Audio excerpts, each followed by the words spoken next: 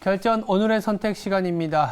마치 오늘은 바이든의 종합 선물 세트와 같은 증시의 모습을 보이고 있는데 또 하나의 선물이 있습니다. 바로 한미 통화 스와프와 관련된 얘기가 나오고 있는데요.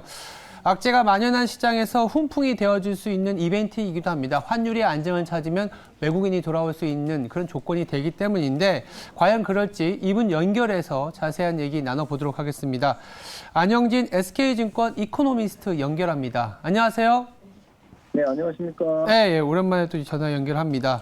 네, 안녕하세요. 오늘 시장이 강하게 반등이 나오는데 일단 시장에서는 이 바이든의 방한과 관련된 주요 내용들이 쏟아지고 있는데 또 하나 이제 환율 시장에 좀 이슈가 될 수 있는 게 한미 통화 스와프 얘기가 있어요. 그리고 네, 상설화된다. 상설에 준하는 FX 스왑에 대한 얘기가 나오는데 최근에 환율이 네. 워낙 가파르게 상승하다 보니까 이걸 좀 잠재울 수 있을지 이코노미스트 입장에서는 이 이벤트를 어떻게 바라보고 있을까요?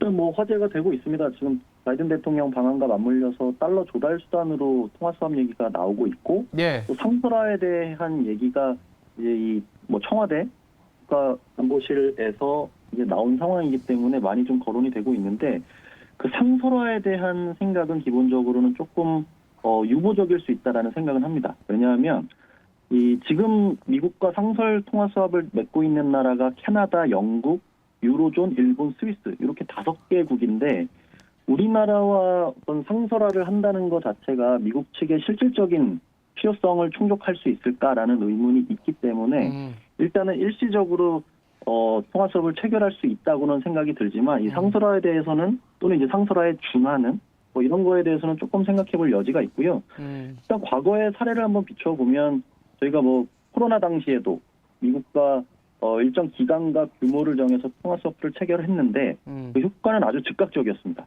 그래서 체결과 동시에 1,300원에 육박했던 환율이 안정화되면서 드라마틱하게 시장을 좀 돌려 세웠던 그런 케이스가 있었는데 지금도 마찬가지로 환율 불안이 문제가 되고 또 안 그래도 지금 우리나라는 무역 적자가 누적이 되면서 이 달러 수급이 예전 같지가 않습니다. 그래서 이런 상황에서 통화 스와프를 체결해주면 우리 시장 입장에서는 특히나 이제 외국인 투자자들에게는 좋은 신호 효과가 될 수 있다는 측면에서 보면 저희도 조금 기대할 수 있는 그런 요인 중에 하나로 이 수합 체결 논의를 좀 바라보고 있습니다.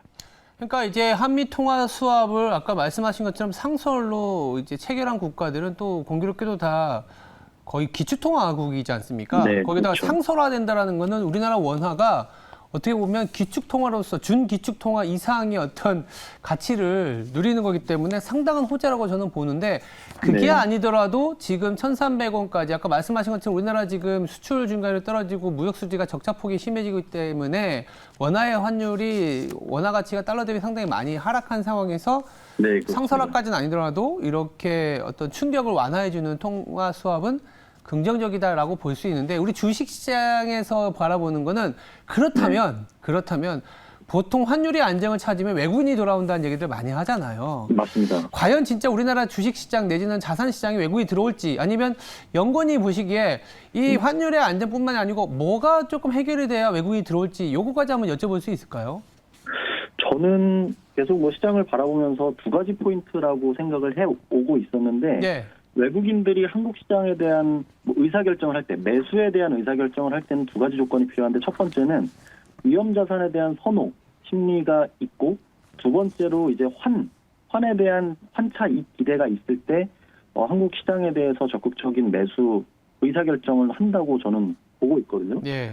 아무래도 한국 시장 자체가 글로벌 투자자들 입장에서는 메인 마켓이 아니기 때문에 구체적인 이익이라든지 업황보다는 이런 매크로한 이런 부분에서 더 중요성이 있다라고 보는데 최근 같은 경우에는 워낙에 이제 금리도 오르고 유동성이 이제 긴축적으로 이루어지는 환경 속에서 전쟁도 벌어지고 각종 원자재 가격이 상승하면서 이제 우리나라 입장에서는 정말 고금리, 고달러, 또 고유가 이렇게 과거에 우리가 80년대 중반에 삼적 호황을 누렸던 데랑은 완전히 반대로 삼고 불황의 상황에 저는 처해져 있다고 볼 정도로 매크로 환경은 좋지가 않고 네. 또 외국인들이 그러면서 YTD로 거의 12조 원이나 팔았습니다. 그래서 이런 상황 속에서 국내 외국인 지분율이 거의 30% 이하로 떨어져 있는 상황이기도 한데 기본적으로 이코노미스트로서의 전망하는 바에 의하면 여전히 매크로 상황은 상당히 좀 어려운 국면으로 전개될 가능성이 높다라고 생각은 합니다. 다만 말씀드렸던 대로 환율 수준이 지금 거의 1,300원 부근, 1,260원, 70원 왔다 갔다 하고 있는데 저는 이 수준에서는 한국의 외환시장 내지는 건전성을 생각을 하면 충분히 고점 인식이라고 생각을 하고 있고 더불어서 이 지분율 자체가 외국인들이 우리 시장에 갖고 있는 지분율 자체가 역대급으로 낮아져 있는 상황이라면 이 두 가지가 역설적으로는 외국인들의 진입을 기대해 볼 만할 수 있다라고도 생각이 들고요. 예. 그 계기가 될 수 있는 몇 가지 신호들이 있다면 중국이 봉쇄령을 좀 완화한다든지 또는 금리 상승세가 조금 일단락이 되고 또는 페드 같은 경우에 금리 인상 스케줄에 대한 속도 조절에 대한 시그널이 잠깐이라도 표출이 되면 너무나도 안 좋은 악재들을 가격적으로 상당 부분 반영을 시키고 있다라는 판단이 들어서 좀 기술적인 반등 내지는 일시적인 외국인들의 돌아오는 이런 현상도 기대해 볼 수 있다라고 보고 있고 네. 아까 말씀드렸던 한미 간의 통화 수합 이것도 아주 좋은 기회가 될 수 있는 재료라고도 여겨집니다. 알겠습니다. 경제 상황은 여전히 삼고 불안까지 말씀해 주셨기 때문에 안 좋긴 하지만 그래도 환율 FX 수합을 통해서 안정성을 찾아가는 그런 국면이지 않겠냐라는 생각까지 들어볼 수 있었습니다. 지금까지 안영진 SK증권 이코노미스트였습니다. 감사합니다. 고맙습니다. 네. 예, 전화 연결까지 들어보니까 오늘 키워드는 바로 이 증시로 조금 잡아볼 수 있을 것 같아요.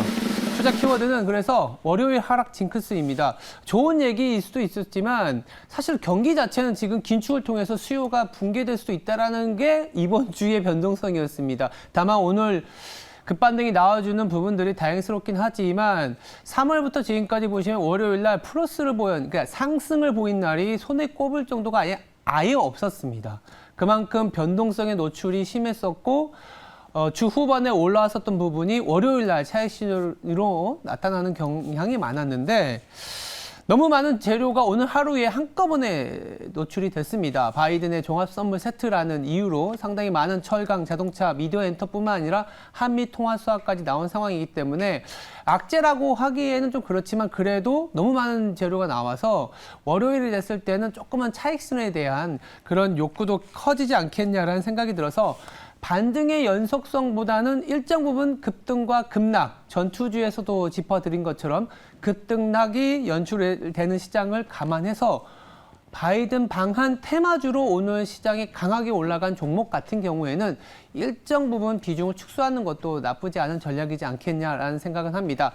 그리고 한편으로는 월요일에 하락이 나오더라도 상저하고 더불어서 1,200원 후반대에서 안정을 찾은 환율 시장을 본다면 또 급락 장세는 아니기 때문에 이렇게 오른 종목 팔고 그리고 다시 길목 잡기해서 올라가는 그런 종목으로 좀 찾아가야 되지 않겠냐 이런 생각도 듭니다.